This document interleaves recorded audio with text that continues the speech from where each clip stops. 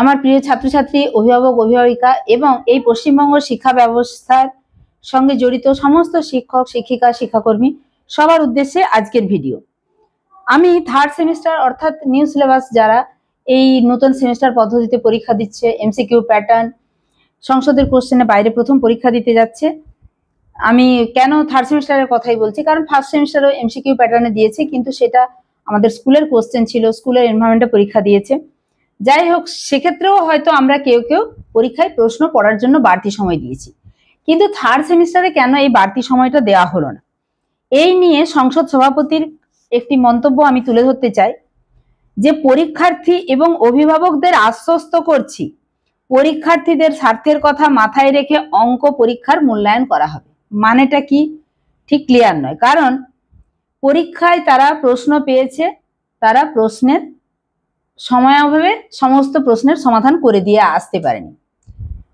এটা নিয়ে বাচ্চাদের মধ্যে যেমন ক্ষোভ, অভিভাবক অভিভাবিকারাও ক্ষোভ উগরে দিয়েছেন। আমি যেটা সংবাদপত্রে প্রকাশিত হয়েছে সেটা পুরোটাই বলবো, কিন্তু আমার প্রশ্ন যেটা, যে পরীক্ষাটা হয়ে গেছে, বাচ্চারা পরীক্ষা দিয়ে চলে এসেছে, তারপরে উনি কিভাবে কি আশ্বস্ত করে বাচ্চাদের জন্য কি ব্যবস্থা করবেন?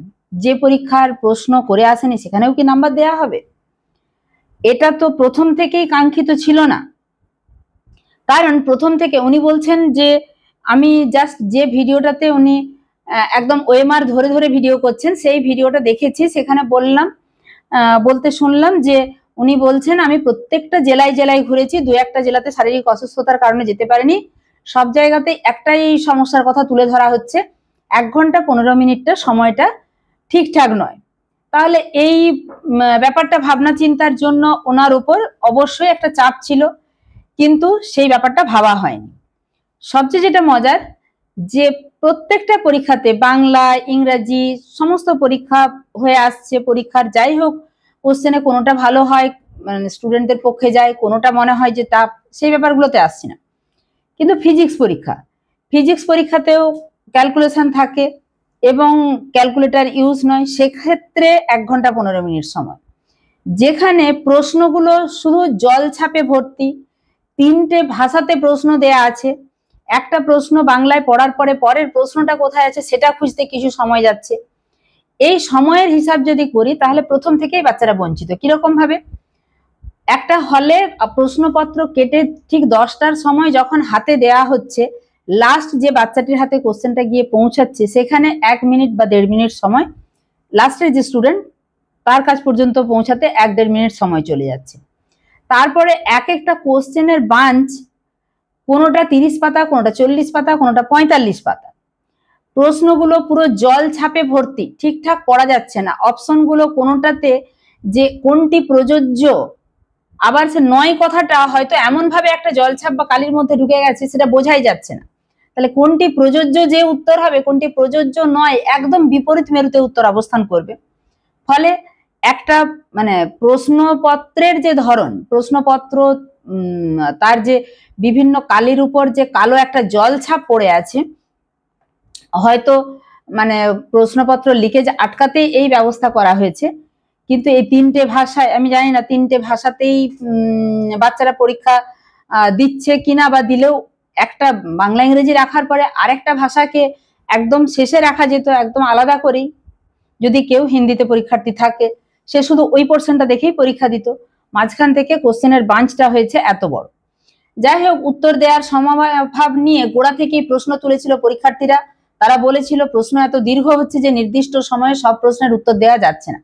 তার মানে বাংলায়, ইংরাজি বা তার পরবর্তী অ্যাকাউন্টেন্সিতে ঝামেলা হয়েছে, ফিজিক্সে ঝামেলা হয়েছে, লাস্ট যেটা সবচেয়ে একদম বাচ্চাদের উপর বাজে একটা অবস্থা গেল সেটা হচ্ছে ম্যাথের পরীক্ষার দিন, যেটা গতকালকে ছিল, এবং তার জেরে এই খবরটা প্রকাশিত হয়েছে।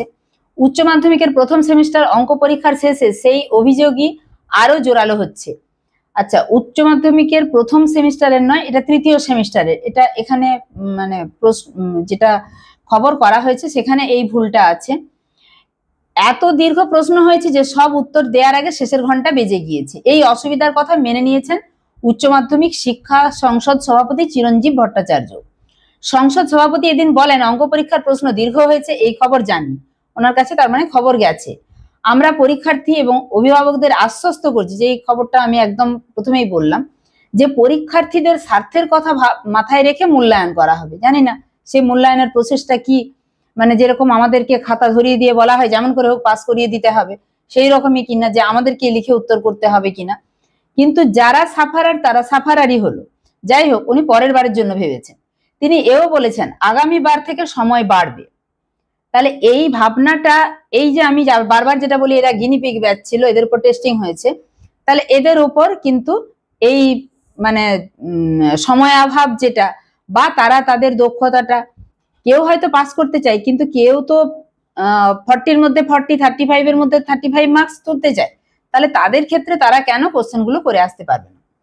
আগামী বার থেকে সময় বাড়ানো হবে, তবে কিভাবে ও কত সময় বাড়ানো হবে তা সংসদের আগামী বৈঠকে স্থির করা হবে।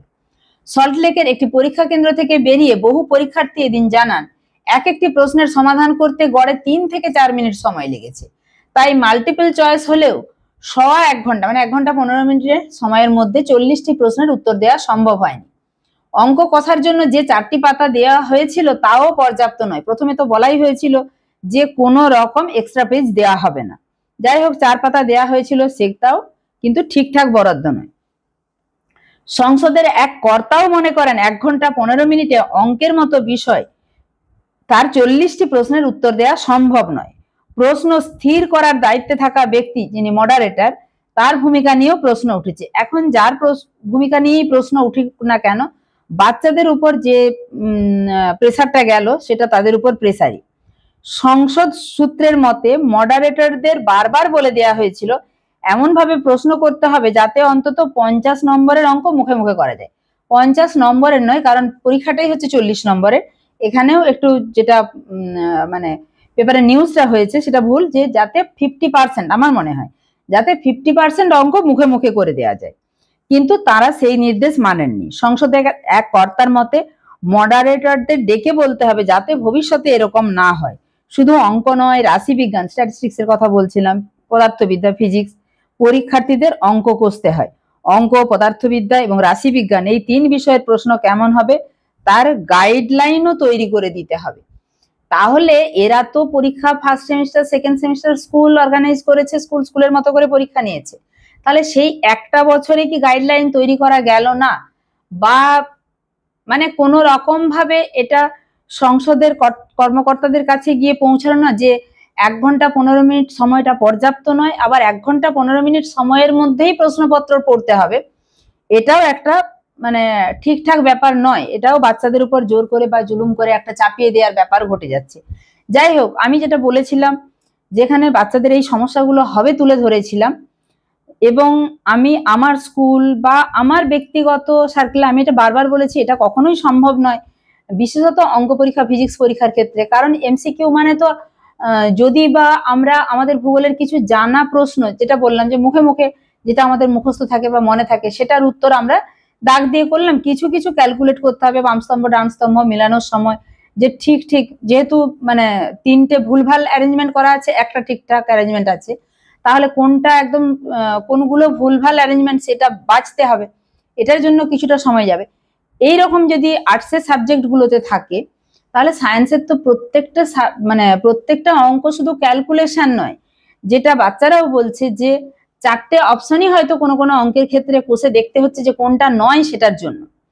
যাই হোক, এটাই ছিল আমার আজকের বলার, যে আমি কিন্তু এই কথাগুলো পরীক্ষার আগে বারে বারে বলেছিলাম, আবারও ছাত্রদের স্বার্থে, ছাত্রীদের স্বার্থে একই কথা বলবো, যে সংসদ আর একটু আগের থেকে এই ব্যাপারগুলো ভাবলে ভালো হয়।